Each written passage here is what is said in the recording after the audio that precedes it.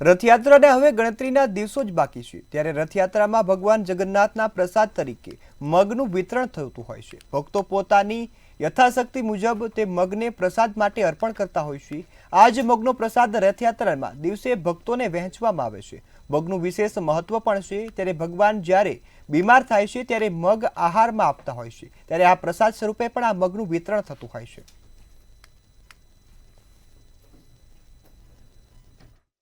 જગતના નાથ જ્યારે નગરચર્યાએ નીકળે છે ત્યારે મગનો પ્રસાદ જે છે તે ભક્તોને આપવામાં આવે છે અને જગન્નાથ મંદિર ખાતે આપ જોઈ શકો છો કે મોટી સંખ્યામાં ભક્તો દ્વારા મગ જે છે તે અહીંયા મંદિરમાં આપવામાં આવતા હોય છે। આપ જોઈ શકો છો કે લાંબી લાઈનો લાગેલી જોવા મળી રહી છે અને આ ભક્તો જે છે તે પોતાનો ભાવ જે છે તે આવી રીતે પ્રગટ કરતા હોય છે। ત્યારે વિશેષ રૂપે મગનું ખૂબ જ મહત્વ છે અને મગનો પ્રસાદ બનતો હોય છે જ્યારે ભગવાન જગન્નાથજી જે છે નગરચર્યાએ નીકળે છે ત્યારે ખાસ મગનો પ્રસાદ હોય છે તે ભક્તોને આપવામાં આવે છે। એવું કહેવાય છે કે ભગવાન જગન્નાથજી, બહેન સુભદ્રાજી ને ભાઈ બલભદ્રજી જ્યારે પોતાના મામાના ઘરે મોસાળે જાય છે ત્યારે તેમની ખૂબ જ આગતા શાગતા કરવામાં આવે છે અને તેઓ પોતાના મામાના ઘરે દરરોજ અલગ અલગ પ્રકારના મિષ્ટાન આળોગતા હોય છે।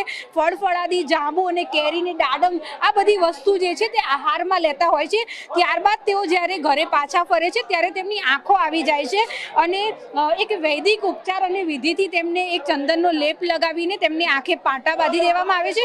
પછી એવું કહેવાય છે કે ભગવાન જગન્નાથજી જે છે તેમને મગ જે છે તંદુરસ્ત થવા માટે થઈને તેમને જમાડવામાં આવે છે। એટલે કે જ્યારે ભગવાન જગન્નાથજીએ મગનો પ્રસાદ ખાધો ત્યારબાદ તેઓ જે છે તે સ્વસ્થ થતા હોય છે। ત્યારથી આ પરંપરા ચાલી આવી છે ને ત્યારથી લઈને અત્યાર સુધીમાં કોઈ પણ વ્યક્તિ જ્યારે બીમાર થતું હોય છે ત્યારે તેને મગ જે છે તે ખવડાવવામાં આવતા હોય છે અને ખાસ આપણા ત્યાં પણ એવું પણ કહેવાય છે કે મગ ચલાવે પગ અને ભગવાન જગન્નાથજી નો જ્યારે રથયાત્રા નીકળે છે ત્યારે આ મગના પ્રસાદનું એક વિશેષ મહત્વ પણ રહેલું છે। ત્યારે આપ જોઈ શકો છો કે મોટી સંખ્યામાં ભક્તો જે છે તે અત્યારે હાલ મગનો પ્રસાદ જે થતો હોય છે તે માટે થઈને પોતાના તરફથી કિલો, 2 કિલો, 3 કિલો, 5 કિલો જેવી તેમની યથાશક્તિ છે તે પ્રમાણે તેઓ અહીંયા જગન્નાથ મંદિર ખાતે મગ લઈને આવતા હોય છે અને આ મગ જે છે તે અહીંયા જગન્નાથ મંદિર ખાતે સ્વીકારવામાં આવતા હોય છે। ત્યારે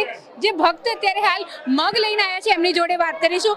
મોટાભાઈ, ભગવાન જગન્નાથજીને અતિ પ્રિય એવા મગનો પ્રસાદ તમે અહીંયા લઈને આવ્યા છો અર્પણ કરવા માટે, પહેલા તો કેવી લાગણી છે અને આપણા ત્યાં મગનું વિશેષ મહત્વ છે?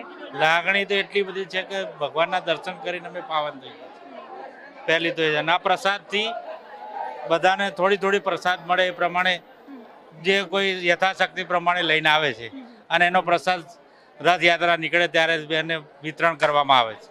તો દરેક ભક્ત માટે એક લાહવો હોય છે કે ભગવાનનો જે મહાપ્રસાદ, જે મગનો પ્રસાદનું જ્યારે વિતરણ થતું હોય રથયાત્રાના દિવસે ત્યારે પોતે પણ એમાં કંઈક અર્પિત કરે એટલા માટે થઈને વિશેષ રૂપે ભક્તો જે છે તે રથયાત્રાના 4-5 દિવસ પહેલાંથી જ મગ જે છે તે અહીંયા આપતા હોય છે અને મોટી સંખ્યામાં અહીંયા મગ સ્વીકારવામાં આવતા હોય છે। ત્યારે આ એ જ મગ જે છે જે ખાઈને ભગવાન જગન્નાથજી છે તેઓ સ્વસ્થ થયા હતા ત્યારે આનું વિશેષ મહત્વ રહેલું છે અને જગન્નાથ મંદિર ખાતે છેલ્લા 3-4 દિવસથી અત્યારે હાલ મગ સ્વીકારવાનું જે કાર્ય છે તે શરૂ થઈ ગયું છે અને મોટી સંખ્યામાં ભક્તો જે છે તે પોતાના તરફથી ભક્તિભાવ રૂપે મગ જે છે તે અહીંયા અર્પિત કરતા હોય છે। કેમેરા પર્સન બિપિન અમીન સાથે અનિતા પરમાર, મંતવ્ય ન્યૂઝ, અમદાવાદ।